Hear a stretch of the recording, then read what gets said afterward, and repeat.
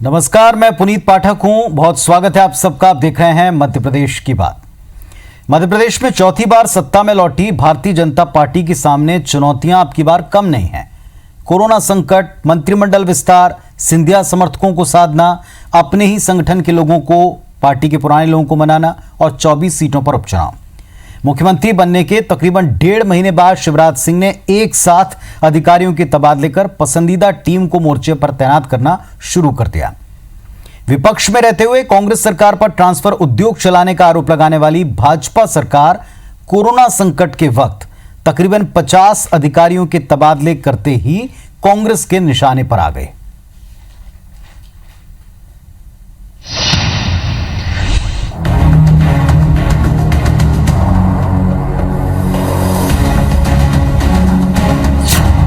सारे देश में कोरोना संक्रमण के दौर में यह है मध्य प्रदेश की असल तस्वीर। पड़ोसी राज्यों से लौटते मजदूर, सैकड़ों किलोमीटर पैदल चलकर घर जाते मजदूर,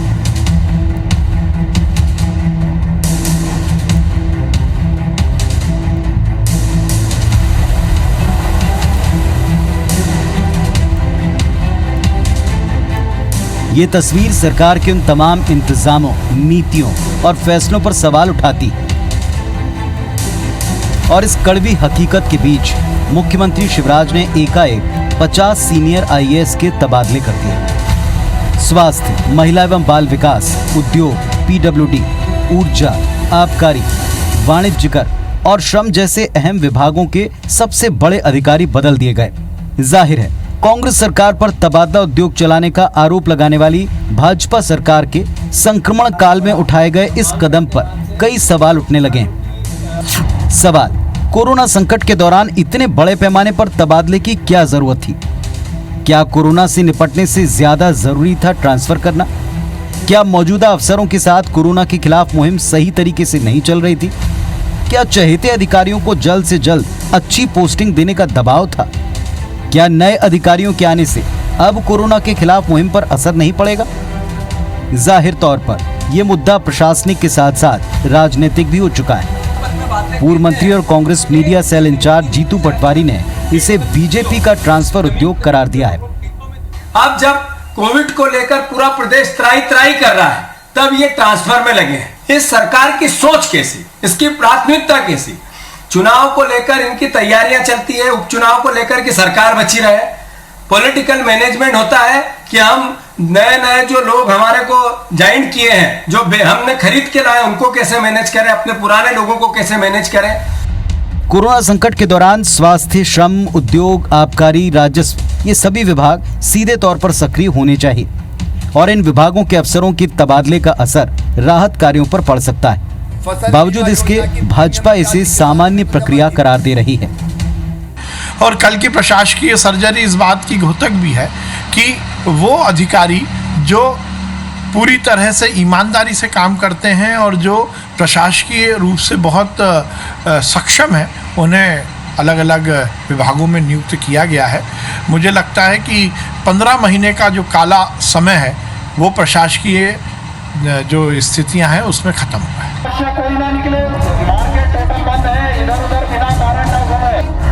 भले ही चारों तरफ कोरोना संक्रमण से जुड़ा हाहाकार हो, लेकिन राजनीतिक दलों की चुनौती प्रदेश की 24 सीटों पर होने वाले उपचुनाव को लेकर भी है। माना यह भी जा रहा है कि जल्द ही कुछ जिलों के कलेक्टर और एसपी बदले जा सकते हैं। लाख नकारा जाए, पर एक तरफ 5 मंत्रियों के सहारे सरकार चल रही है तो दूसरी तरफ मंत्रिमंडल विस्तार का इंतजार है। और ऐसे में तबादलों की ये श्रृंखला, ये सारे संकेत आने वाले चुनाव की तैयारी से जुड़ते नजर आ रहे हैं। सुधीर दंडोतिया, IBC 24, भोपाल। तो वैसे तो मध्य प्रदेश में मार्च की शुरुआत से ही इतनी राजनीतिक हलचल और उथल-पुथल रही है कि इन सब को लेकर प्रदेश में कई दफा जो प्राथमिकता होनी चाहिए उन मुद्दों से, चाहे पिछली सरकार हो चाहे मौजूदा सरकार हो, उसका ध्यान थोड़ा अलग भटका हुआ रहा है। लेकिन कोरोना संकट के समय जिन चीजों को लेकर पिछली सरकार को घेरा जाता था, मौजूदा वक्त में अगर वही स्टेप उठाए जाएं और उसे रूटीन प्रोसेस बताया जाए तो इसके पीछे या तो कोरी राजनीति नजर आती है या अपने लोगों की उन स्थानों के ऊपर सेटिंग करने के तौर पर इसे देखा जा सकता है। और कोई कितना ही क्यों ना नकारे, आने वाले वक्त में चुनाव जो 24 सीटों के ऊपर होने वाले हैं, उसके पहले प्रशासनिक स्तर पर इस तरह के कुछ और कदम संभावित हैं। बड़ी बात यह कि कांग्रेस पार्टी के ऊपर और पिछली सरकार के ऊपर जो आरोप लगाए जाते थे कि ये ट्रांसफर उद्योग चल रहा है, वैसे ही थोक में अब तबादलों की सूचियां जारी हो रही हैं और माना जा रहा है कि कुछ और तबादले लाइनअप हैं जो आने वाले वक्त में देखने को मिल सकते हैं। वैसे तबादले प्रशासनिक प्रक्रिया है, रूटीन प्रोसेस है, लेकिन इन तबादलों को पिछले तबादलों से कैसे अलग किया जा सकता है, इसको लेकर अब एक बहस छिड़ी है। हमारे साथ में दोनों पक्षों से दो बहुत ही स्पष्टवादी, युवा और मुखर नेता जुड़े हुए हैं। जिम्मेदार जनप्रतिनिधि हैं कुणाल चौधरी साहब, कांग्रेस पार्टी के विधायक हैं, हमारे साथ जुड़े हैं। कुणाल जी नमस्कार, स्वागत है आपका। और राहुल कोठारी जी हैं, भारतीय जनता पार्टी की तरफ से और जमीन से जुड़े हुए नेता हैं, साफ साफ बोलने में यकीन रखते हैं। राहुल जी आपका भी स्वागत है, आपको भी नमस्कार। राहुल जी, पिछले दिनों तक कांग्रेस पार्टी की सरकार पर आप लोग आरोप लगाते थे कि ट्रांसफर उद्योग चल रहा है, अब यहां पर भी तबादलों पर कांग्रेस पार्टी का आप पर वही आरोप है। देखिए, मुझे लगता है कि ये जो पूरा मामला अपने आप में है, इसको बहुत स्पष्ट रूप से किसी भी तरह से उद्योग के रूप में नहीं दे सकता। उद्योग वह होता है जो बहुत लंबी चौड़ी प्रक्रिया के तहत किया जाता है, कार्यकर्ताओं का इन्वॉल्वमेंट होता है, बंदरबाट होती है, उसके पीछे वसूली अभियान होता है, और कहीं ना कहीं जो इस तरीके से घटनाएं सामने आती हैं जगह जगह से, उससे एक माहौल वैसा उत्पन्न होता है। आप केवल 40-50 ट्रांसफर मध्य प्रदेश में होते हैं, और वो भी उन अफसरों के जिनको हटाना या जिनको बदलना बहुत आवश्यक होता है, जो आज व्यवस्थाएं कोरोना के चलते मध्य प्रदेश में चल रही हैं, उसको देखते हुए जो बहुत अवश्यंभावी निर्णय होते हैं उनको किए गए। अब आप जो है इसमें भी देखेंगे कि कहीं ना कहीं फील्ड ऑफिसर्स जो होते हैं उनको बहुत ज्यादा डिस्टर्ब किसी भी तरीके से नहीं किया गया है। अब ऐसे मामले को अगर आप उद्योग का नाम देते हो या कांग्रेस पार्टी देती है, तो मुझे लगता है ये बहुत ही ज्यादा अपने आप में छोटी बात होगी। ये कहीं ना कहीं मध्य प्रदेश में आज जिस तरह से भारतीय जनता पार्टी ने 14-15 साल शासन किया है, उसको देखते हुए कोई इस बात को नहीं कह सकता कि हमारे कार्यकर्ता, हमारे नेता किसी भी तरह का उद्योग या इस तरह का काम चलाते हैं। हमारे यहाँ कोई भी लोग किसी भी तरह ट्रांसफर में कभी इन्वॉल्व नहीं होते। ये बात सही है कि जो जनप्रतिनिधि होते हैं, जमीन पर काम कर रहे होते हैं, उनको यदि लगता है कि कोई अधिकारी गलत तरीके से काम कर रहा है, जनता की सेवा नहीं कर रहा है, जो उसको एक स्तंभ के रूप में वहां काम करना चाहिए उसमें डिग रहा है, तो ये बात सही कि हम शासन के पास पहुंचाएंगे। लेकिन जो बात आती है कि अपने अपनों को बांट दो और बाकी लोगों को डांट दो, वो भारतीय जनता पार्टी को नहीं आता। आप पूरी लिस्ट उठाकर देख लीजिए, किसी को भी ऐसा नहीं हुआ है कि उठाकर बहुत लूप लाइन में भेज दिया गया है। जो भी अच्छे काम करने वाले अफसर लेकिन राहुल जी, ध्यान रखा गया है। और इस पूरे मामले में मैं एक और बात आपसे कहना चाहूंगा जी। राहुल जी, एक बात और है, पूर्व मंत्री को सुन रहे थे हम, विश्वास सारंग जी को, कह रहे थे कि जो काबिल लोग हैं उनको उनकी जगहों के ऊपर यहाँ पर रखा जा रहा, मतलब जो अधिकारी पहले से थे उनमें और इनमें कंपैरिजन तो खैर हर एक के काम का हर स्तर पर, प्रशासनिक स्तर पर हर वक्त होता ही है, हर एक एक्ट में। लेकिन एक पूर्व मंत्री जी का ये कहना ये नहीं है कि आप अपने चहेतों को या अपने फेवरेट लोगों को अब उन स्थानों पर लाना चाहते हैं जो की पोजीशंस हैं। और अगर पिछली सरकार ऐसा करती थी तो आरोप आप लोग लगाते थे, अब वो आरोप आप पर लगा रहे हैं, तो क्या अलग है? नहीं, देखिए, मेरा आपसे साफ कहना है कि पसंदीदा अफसरों को लाना एक विषय है, फेवरेट का आरोप लगाना एक विषय है, लेकिन जिस तरीके से उद्योग का नाम लिया जाता है, उद्योग जैसा शब्द भारतीय जनता पार्टी के शासन में कभी आ भी नहीं सकता, उपयुक्त नहीं है। मुझे लगता है कि कांग्रेस पार्टी को अपने गिरेबान में झांकना चाहिए। ये लोग इतने ही राजनीति के लिए मैं कहूंगा कि बुरे लोग हैं कि अगर आज ये जिस तरीके से आरोप भारतीय जनता पार्टी पर लगा रहे हैं, वो केवल इसलिए लगा रहे हैं कि इन्होंने जो वसूली लोगों से कर रखी है उसको तुरंत वापस नहीं देना पड़े। आज झूठी बातें कह रहे हैं। पहले कहते, आज आपने देखे ट्रेन में वीडियो चल रहे थे कि सोनिया गांधी जी रेलवे का किराया भर रही हैं। कांग्रेस पार्टी के लोग आज भी कहते हैं कोरोना के लिए हम लड़ाई लड़ रहे हैं। हमें लगता है ये जो झूठी बातें हैं कि हम 3 महीने बाद वापस आ रहे हैं, ये सब कहकर अब राजनीति में और आप लोकतंत्र में काम नहीं कर सकते। लोकतंत्र में भारतीय जनता पार्टी का जो शासन है उसको जनता समझ सकी है, और उसके बाद जिस तरीके से लगातार हम लोगों ने वापसी करी है, आज जनता इतनी राहत महसूस कर रही है। किसान को आप देख लीजिए, पूरी हमारी खरीदी हो गई, लेकिन कहीं पर भी चूक नहीं हुई। आज ये सारी पार्टी, ये जो कांग्रेस पार्टी, कुणाल जी आपने सुना, सारे आपने तर्क सुन लिए, जो आरोप लगाए थे उसके उत्तर सुन लिए, क्या जवाब है आपका राहुल जी को या बीजेपी को? खरीदे हुए जनादेश पे बिगर पैर की जो सरकार चल रही है, ट्रांसफर उद्योग के साथ, माफिया के साथ, साठगांठ के साथ इस उद्योग को कर रही है। यहाँ पे सिर्फ ये ट्रांसफर ही नहीं, माफिया का भी उद्योग है। जो फील्ड की बात कर रहे हैं, सबसे पहले एसएसपी और कलेक्टर हटाए जाते हैं इंदौर के। जो युद्ध कभी होता है, जब हम कोरोना के युद्ध को लड़ रहे हैं, कभी युद्ध के बीच में ना तो सेनापति बदला जाता है, ना घोड़े सवार बदले जाते हैं, ना घोड़े बदले जाते हैं, पर युद्ध के बीच में पहले माफियाओं के ऊपर सबसे ज्यादा कार्रवाई वहां हुई थी। तो उन माफियाओं के दबाव में आके इंदौर में ट्रांसफर करे गए। वहां पे 1500 करोड़ की जमीन का क्या हुआ? अभी ये जो लोकायुक्त के अंदर जाना था, उस मामले के अंदर क्यों लोकायुक्त नहीं गई? क्यों वहां पे कई माफियाओं के जिनके ऊपर रासुका लगी हुई थी वो खत्म होने का काम हुआ?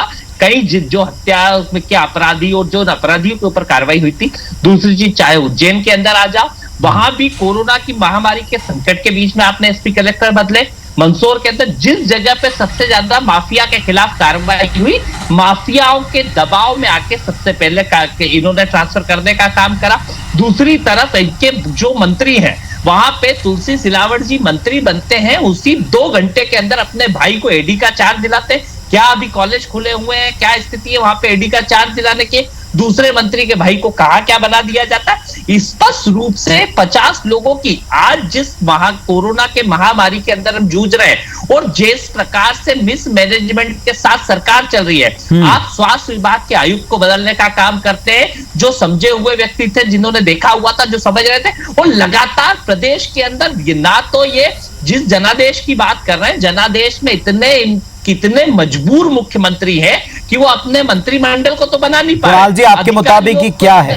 किस चीज की वजह से ये प्रेशर है? आपने 3-4 बातें कही। ये प्रेशर है माफिया का, ये अपने फेवरेट लोगों को अपने मौकों पर तैनात करना है, या जैसा ट्रांसफर उद्योग के बारे में आपने आरोप लगाया कांग्रेस ने पहले ही, क्या मानते हैं आप इसे? यहाँ पे ट्रांसपोर्ट डिपार्टमेंट के सारे ट्रांसफर हुए। जब बसें चल नहीं रही है, जब ट्रांसपोर्ट की एक्टिविटी नहीं हो रही, उसके अंदर ट्रांसपोर्ट मिनिस्टर नहीं है, पर ट्रांसपोर्ट विभाग के सारे आरटीओ बदल के, आरटीओ में क्या होता है ये सबको मालूम है। किस उद्योग को ये चला रहे हैं लगातार? कुणाल जी, कितना झूठ बोलेंगे आप? कौन सा आरटीओ बदल गया? एक सूची बताएंगे?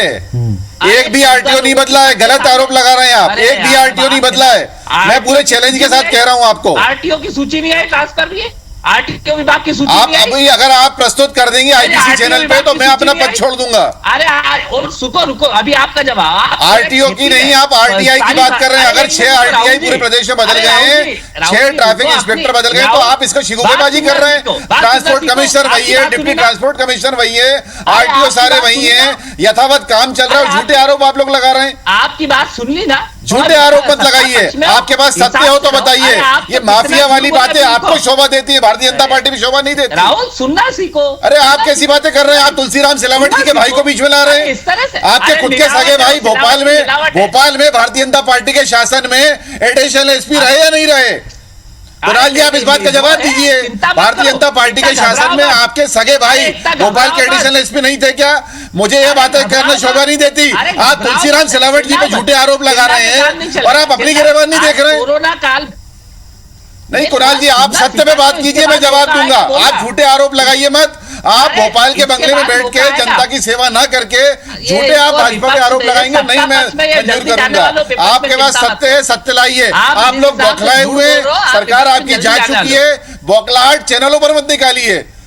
कौन निकाल रहा है? ये जनता देखिए, कौन जल्दी जाएगा उसको कह कहकर अपनी वसूली के पैसे अपने पास मत रखवाइए। आपके कांग्रेस कार्यकर्ताओं ने जो वसूलियां कर रखी है जनता के सामने, वो तो आपको लौटानी ही पड़ेंगी। वो भारतीय जनता पार्टी आपसे लौटवा के रहेगी आप लोगों से। रुको, आप कह रहे हो बिल्कुल खरीदी हो गई, सब अच्छा चल रहा है। श्रमिकों के मामले में सरकार बहुत अच्छा काम कर रही है। आप लोग जरा सा 4 मजदूर जाते हैं, वीडियो डालना जानते हैं, ये ठीक नहीं है। आप लोग क्या सेवा कार्य कर रहे हैं ये बताइए पहले। अरे राहुल सुनो, आप कुणाल जी ये बताइए कि आप सेवा कार्य कौन से कर रहे हैं? आप लोगों के वीडियो डालिए कांग्रेसियों के। कमलनाथ जी कहीं पूरी बांटते हुए दिखाई। कुणाल जी, राहुल जी थोड़ा सा पर्सनल कमेंट से बचते हुए मुद्दे पर लौटते हैं। बड़ी बात यह कि इनसे लोगों को, विभागों को, उनके काम पर क्या पॉजिटिव फर्क पड़ता है? बड़ी बात यह है राहुल जी, सवाल मेरा आपसे अब बड़ी बात यह है कि मेरे कोई इतने विभाग जवाब तो देने जितने दो। जितने विभागों में की पदों को बदला जा रहा है, जो जी। सूची आपके हाथ में भी है, उनमें यह बात पिछले बार ही कही जाती थी कि सरकार जाते जाते, जब सरकार जारी थी पिछली कमलनाथ सरकार, तब उन्होंने कुछ ट्रांसफर किए, तब आपने कहा कि जाते जाते आप उन विभागों में ट्रांसफर कर रहे हैं जिससे काम अफेक्ट पड़ेगा कोरोना के संक्रमण काल में। तब आज यही काम उन्हीं विभागों के अंतर्गत उन अधिकारियों को बदलकर फिर बीजेपी कैसे अलग कर रही? प्रश्न ये है, और क्या इससे लाभ मिलेगा कोरोना संक्रमण काल में? देखिए, आपने जो बात करी कि इनके जाते जाते के पहले के निर्णय के, आप देखिए इनको अपने कार्यकर्ताओं की सुध 15 महीने पहले नहीं आती है। इनको कार्यकर्ताओं की सुध जाने के 15 घंटे पहले आती है। उनको पिछड़ा वर्ग आयोग बना देते हैं, उनको महिला आयोग बना देते हैं। मतलब मानसिकता साफ है कि इस समय जाते जाते में भागते भूत की लंगोटी भली। आप बाकी तो छोड़िए, इतना महत्वपूर्ण पद मध्य प्रदेश के मुख्य सचिव का पद इन लोगों ने नीलाम कर दिया, जाने के एक हफ्ते पहले बदल दिया। ऐसी करतूतें जो कांग्रेस पार्टी कर गई है, वो जनता के सामने शर्मसार नहीं होगी तो क्या होगी? आप बताइए कि जिस तरीके से मध्य प्रदेश में माहौल था, मैं आपको बताना चाहूंगा 24,500 करोड़ का कर्जा इन्होंने 15 महीने में लिया। ये लोग घी पीकर अपने गायब हो गए। इन्होंने ठेके निकाले, लेकिन ठेके कहां के निकलते थे? या तो मंत्री के शहर के निकलते थे या कमलनाथ जी के छिंदवाड़ा के निकलते थे। आप डैम के उठा के देखिए, इरिगेशन के उठा के देखिए, बिजली के देखिए, सड़कों के देखिए, केवल किसी का ध्यान रखा जाता था तो मंत्री का और कमलनाथ जी के छिंदवाड़ा का। ये जो बंदरबाट इन्होंने करी है, ये सारा सामने आएगा। नरोत्तम जी कह चुके हैं कि 6 महीने के जो निर्णय हुए सबकी जांच कराई जाएगी और जो भी जांच में दोषी पाया जाएगा उसको बख्शा नहीं जाएगा। और इन निर्णयों के पीछे अगर कोई होता था, इनकी चुपचाप सहमति किसी की होती थी तो अफसर होते थे। ऐसे अफसरों को भारतीय जनता पार्टी भी छोड़ेगी नहीं। यदि उनको लूप लाइन में भेजने की जरूरत पड़ेगी तो भेजा जाएगा। मतलब ये मान लिया जाए, राहुल जी, कि अब खुले तौर पर जनता को हम इस मंच से कह सकते हैं कि अधिकारी भी पार्टियों के फेवरेट होते हैं या पार्टियों के फेवरेट अपने अपने अधिकारी होते हैं, जो प्रशासनिक जिम्मा संभालते हैं सरकारों की नीतियों को, नियत को लोगों तक पहुंचाने का, जो आप लोगों की चीजों को इंप्लीमेंट करते हैं, ग्रॉस रूट लेवल तक ले जाने की जिम्मेदारी रखते हैं। अब ये मान लिया जाए इस तरह की डिबेट में कि पार्टियों के अपने अपने फेवरेट्स होते हैं, जो पार्टी अपनी सरकार में आएगी, सत्ता में आएगी, वो सबसे पहले इनको हटाएगी और अपने चहेतों को लाएगी। क्या ये मैसेज है? भारतीय जनता पार्टी का फेवरेट वही व्यक्ति होता है जो कार्यकुशलता जानता है, जनता की चिंता करना जानता है और रिजल्ट देना जानता है। यदि उस पैमाने पर खरे उतरने को हम पसंदीदा और नापसंदीदा मानते हैं तो हमें कोई इसमें दिक्कत नहीं है, हमारे मुख्यमंत्री जी को कोई दिक्कत नहीं है। लेकिन हमें जनता को जवाब देना है, जवाब देने वाली हमारी सरकार है और अंतिम व्यक्ति तक हमें जो लाभ पहुंचाना है, उसके बीच में जो भी व्यक्ति आएगा उसको सरकार कभी नहीं बख्श सकती। आज जो भी ट्रांसफर हुए हैं, बहुत ना के बराबर ट्रांसफर हुए, कोई उद्योग जैसी बात नहीं है, कोई घोटाले जैसी बात नहीं है, तो कांग्रेस बौखला रही है। आप देखेंगे कि फील्ड के ऑफिसरों को ना के बराबर हटाया गया, इंदौर में आवश्यकता पड़ी हटाया गया, भोपाल में आवश्यकता नहीं पड़ी नहीं हटाया गया। ये जो है कांग्रेस ही हमको बताए नहीं कि क्या करना है क्या नहीं करना। जो जनता के हित में होगा वो काम हम करेंगे और अकाउंटेबिलिटी के मामले में हम लोग किसी को नहीं बख्शेंगे। जो भी घोटाले हुए टेंडर में सब निकाले जाएंगे और जिन जिन अफसरों ने उसमें अपनी शामिलता दिखाई होगी उनको छोड़ा नहीं जाएगा। बिल्कुल। और दोनों पक्षों से पहले जब आरोप लगते थे तब भी ये कहते थे मीडिया के लोग, तब भी कहते थे हम भी, कि आप लोग अगर आरोप लगाते हैं तो आप इसे सिद्ध करके जनता के बीच जरूर ले जाएं, क्योंकि आरोप के जवाब में अब आरोप आते हैं तो फिर दोनों पक्ष एक जैसे जनता के बीच में कहीं जाकर दिख सकते हैं जब तक आप प्रमाण ना रखें। इसलिए कोई भी आप आरोप लगाएं तो यह बात सिद्ध होना चाहिए। पब्लिक डोमेन में केवल आरोप नहीं बल्कि उनकी सत्यता भी जाना चाहिए। कुणाल चौधरी जी, सवाल आपसे भी है, पिछली सरकार और अब की सरकार, अब जो तबादले हुए हैं, जो पहले तबादले हुए थे, कौन क्या ले रहा है, इससे भी ज्यादा इंपॉर्टेंट यह है कि वो क्या जनता को दे रहा है। इस वक्त जो हालात हैं, इस वक्त जो परिस्थितियां हैं प्रदेश की, संक्रमण के दौर में जो माइग्रेशन हो रहा है, जो मजदूरों की वापसी की तस्वीरें हैं जो बेहद तकलीफदेह हैं, जिस तरह से संक्रमण और आगे बढ़ सकता है, कुछ जगहों पर खतरा भी है, इस पूरे दौर में ट्रांसफरों को लेकर कांग्रेस पार्टी आरोपों से अलग काम में कितना लाभ पाती है इस ट्रांसफर का? देखिए, कोई भी लाभ नहीं होगा। मैंने पहले ही कहा, कभी भी युद्ध के अंदर घुड़सवार और सेनापतियों को नहीं बदला जाता है। आपने स्वास्थ्य विभाग में जिस प्रकार से बदलाव करे, भोपाल के यहाँ का सीएचएमओ था जिनकी 2 दिन पहले तो शिवराज जी खुद तारीफ करते हैं, वो ट्विटर के ऊपर लिखते हैं कि घर भी नहीं पहुंच रहे, और ऐसे कोरोना वॉरियर्स को और 2 दिन बाद उनका ट्रांसफर कर दिया जाता है। तो जिस प्रकार से ये स्थितियां परिस्थितियां हो रही है, राहुल अभी यहाँ पे कृषि की बात कर रहे थे, राहुल को ये मालूम नहीं है कि मंडियों में 5-5 दिन से लाइनें लगी हुई है जो सोसाइटियों में, और ये यानी पूरे प्रदेश में, चाहे शिवराज जी की विधानसभा में चले जाए, आज इस सीहोर में कितनी लड़ाई हुई है किसानों के बीच में और तुलाई को लेके, और कितने मैसेज नहीं आ रहा है। ये कह रहे हैं पूरी तुलाई, पूरा किसानों की गेहूं खरीदी होगी। तो मतलब ना तो इनको फील्ड का नॉलेज है, ना कभी ये फील्ड पे निकलते हैं, सिर्फ बात करने के लिए इधर उधर की बात। और स्पष्ट रूप से मैंने आपको बताया कि इंदौर कलेक्टर एसएसपी का तबादला वहां पे किन किन लोगों की रासुका हटाई वो भी मुझे मालूम है। आज एहतियातन के तौर पे जो स्वास्थ्य की जरूरी चीजें होनी थी उसको होना चाहिए था। इसके अलावा ठेकों की बात कर रहे हैं तो शराब के ठेके खुलवाते हैं, मंत्री कहते हैं खोलना पड़ेगा, ठेकेदार कहते हैं इससे कोरोना फैलने का संक्रमण की उम्मीद है, आपको रोकना चाहिए। शिवपुरी में कल पूरा लॉकडाउन था पर शराब की दुकान जरूर खुलेगी। अब शराब लेने जाएगा तो कैसे लॉकडाउन का पालन होगा? स्पष्ट रूप से इनकी नीति और नियत सारी खराब है। और कहीं ना कहीं तभी हम इस स्थिति में है कि मध्य प्रदेश में ना तो टेस्ट की तरफ हम बढ़ पा रहे हैं, मध्य प्रदेश के अंदर जिस प्रकार से कोरोना के खिलाफ एक ताकत के साथ हमें टेस्टिंग एग्रेसिवली करना चाहिए। राजस्थान कर लेता है 2 लाख टेस्टिंग, मध्य प्रदेश में होती है 50,000 टेस्टिंग। हम इतने टेस्टिंग में पिछड़े हुए और सिर्फ कोरोना के इलाज के लिए सिर्फ एक है टेस्टिंग, यहाँ पे उसको फिर कोरिएंट करना, फिर उसको कंटेनमेंट जोन बनाना और ज्यादा से ज्यादा एग्रेसिवली टेस्टिंग करना। आरडी गार्डी के अंदर क्या स्थिति होती है, मौत की जगह बनते हुए आरडी गार्डी को देख रहे हैं, सबसे ज्यादा मृत्यु यहाँ पे होती है। स्वास्थ्य विभाग में किस आपकी बात का राहुल जी जवाब देना चाह रहे हैं, राहुल जी उत्तर दें। देखिए, कुणाल जी ने बड़ी बड़ी बातें करी, खेती किसानी की करी, और हो सकता है ये बताने की कोशिश भी करी है कि मैं बिल्कुल नहीं जानता, लेकिन मैं आईबीसी से आग्रह करता हूं कल दोनों साथ चलते, मैं भी चलता हूं, कुणाल जी, और जिस जिले का कुणाल जी आप ये बताइए, आपकी सरकार 15 महीने रही, एक बात बताइए, मैं आपसे 2 प्रश्न करूंगा। इरिगेशन कैपेसिटी बढ़ाने के लिए मध्य प्रदेश में क्या कोई आपने ठेका किया? आपने वेयर हाउसिंग बढ़ाने के लिए प्रदेश में क्या कोई ठेका किया? नहीं किया।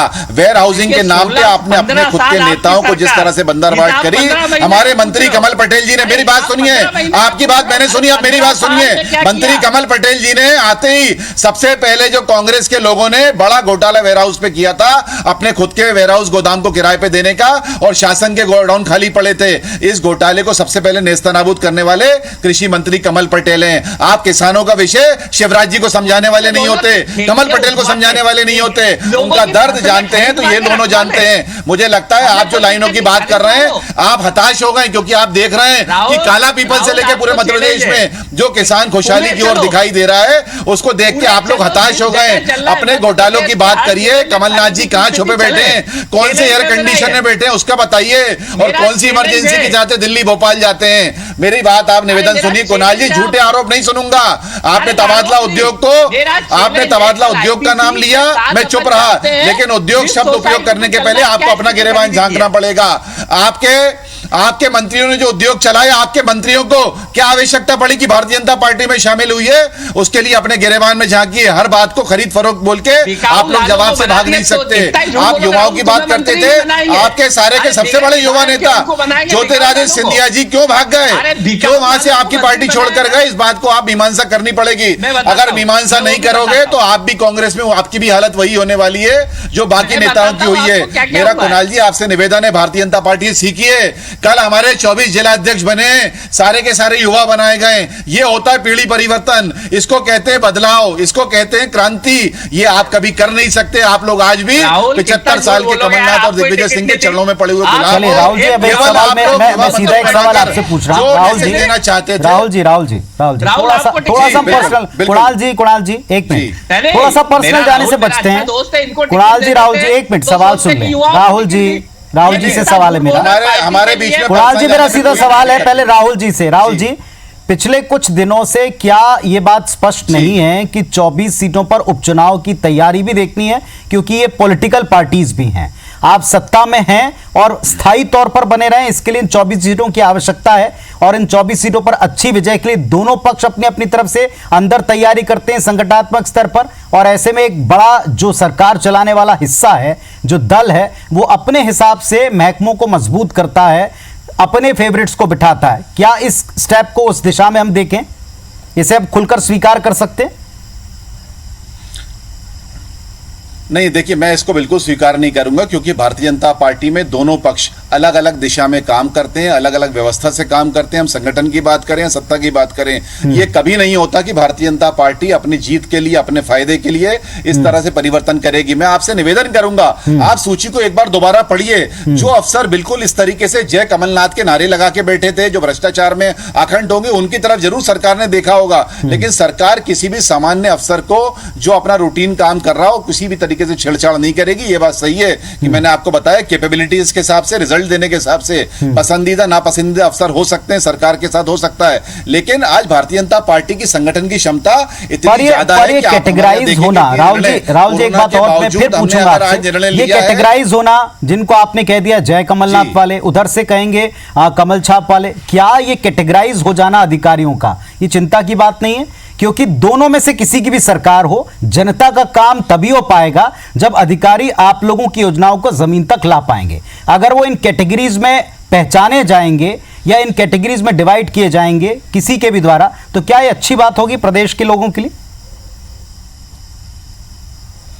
नहीं, देखिए, हम इस पूरी बात में विश्वास बिल्कुल नहीं करते। कार्यपालिका, विधायिका और न्यायपालिका का अपना अपना काम जिस तरह से स्पष्ट है, उसमें बिल्कुल भी किसी तरह की कोई घुसपैठ की कभी प्रयास रहता नहीं है। लेकिन हमारा आपके माध्यम से फिर से वही निवेदन है कि जिस तरह से मध्य प्रदेश में हालात हो रहे थे, जिस तरीके से अधिकारी आउट ऑफ कंट्रोल होकर कमलनाथ जी की सरकार में जो लगभग उनके समय घोटाले हुए, मैं आपको बताना चाहूंगा, एक एक विभाग अगर मैं गिनाऊं तो आधे घंटे डिबेट आपकी बढ़ जाएगी। लेकिन उद्योग के नाम पे जिस तरीके से एमओयू हुए, एक भी उद्योग दिखाई नहीं दिया। किसानों के नाम पर जिस तरीके से खरीदी की बात हुई, कहीं कुछ दिखाई नहीं दिया। मैंने आपको बताया वेयर हाउसिंग का एक ठेका नहीं हुआ, किसी तरह का सिंचाई व्यवस्था बढ़ाने को ठेका नहीं हुआ, यदि हुए तो कमलनाथ जी के क्षेत्र में हुए। इस तरह से जो अफसर उनको कहीं ना कहीं मिसगाइड करने वाले होंगे, उनको चिन्हित करने का काम तो प्रशासन की व्यवस्था का रहता है और उसको हम लोग करेंगे। उस प्रश्न का उत्तर नहीं कि ये कैटेगरी है, चिंता की विषय, चिंता की बात। कुणाल जी, फाइनल कमेंट आपका, इन तबादलों से प्रदेश को या जनता को क्या मिलेगा? कुछ दिनों में स्पष्ट हो जाएगा। आपसे भी वही सवाल, क्या चुनाव की तैयारी के तौर पर भी इसको देखा जा सकता है?